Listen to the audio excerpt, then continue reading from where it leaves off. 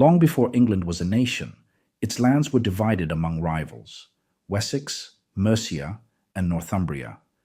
Out of these scattered kingdoms rose Egbert of Wessex in the 9th century, the first to command widespread loyalty. Yet it was Alfred the Great who defended the realm against Viking invaders and laid the foundation for a unified English monarchy.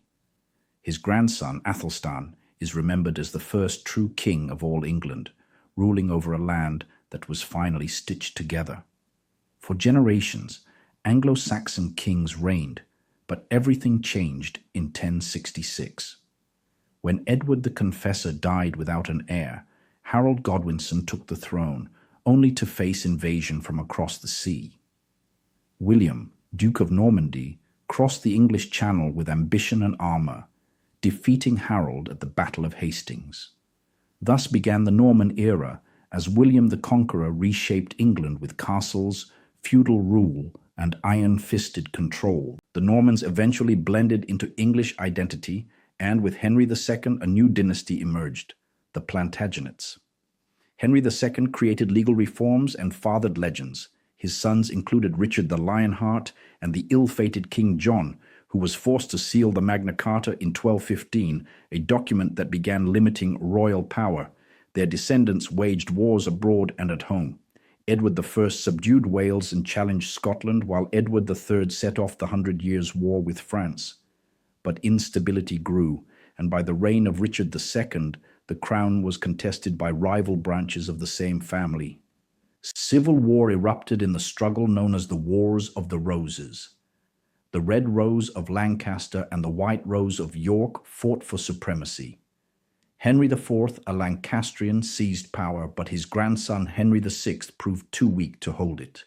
The Yorkist Edward IV overthrew him, only for his own son, Edward V, to vanish mysteriously, likely at the hands of his uncle, Richard III.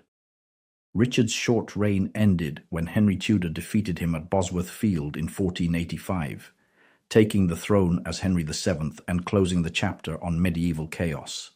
The Tudors brought strength and spectacle. Henry VIII, larger than life and hungry for power and heirs, broke from the Catholic Church and founded the Church of England after the Pope refused to annul his marriage. His children, Edward VI, Mary I, and Elizabeth I, each shaped religion and identity in their own ways. Elizabeth, the Virgin Queen, presided over a golden age of exploration, the arts, and defiance against foreign threats. But she left no heir, ending the Tudor line. The crown passed to her cousin, James VI of Scotland, now James I of England, the first monarch of both realms.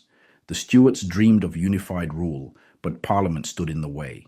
James's son, Charles I, clashed bitterly with Parliament over power and religion, igniting the English Civil War. The monarchy was overthrown, and for the first time, England became a republic under Oliver Cromwell. The king was executed in 1649, a stunning break in royal continuity. Yet the monarchy returned. Charles II was invited back in 1660, restoring the crown but not absolute authority. His brother James II tried to reclaim old powers but was overthrown in the Glorious Revolution of 1688. In his place, William III and Mary II ruled under the Bill of Rights, a milestone that bound the monarchy beneath the law. Queen Anne, the last Stuart, oversaw the 1707 union of England and Scotland into the Kingdom of Great Britain. With no heirs, the throne passed to the Hanoverians, distant Protestant relatives from Germany. George I barely spoke English, and his reign marked the rise of Parliament and the role of the Prime Minister. George II and George III continued the dynasty, though the latter saw the loss of the American colonies. Royal influence waned as democracy advanced, but the crown still represented continuity. In the reign of Queen Victoria, the monarchy entered a new era. She became a symbol of empire, family, and tradition, as Britain's influence spanned the globe during the 19th century. When she died in 1901, her son Edward VII took the throne, beginning the short-lived House of Saxe-Coburg and Gotha.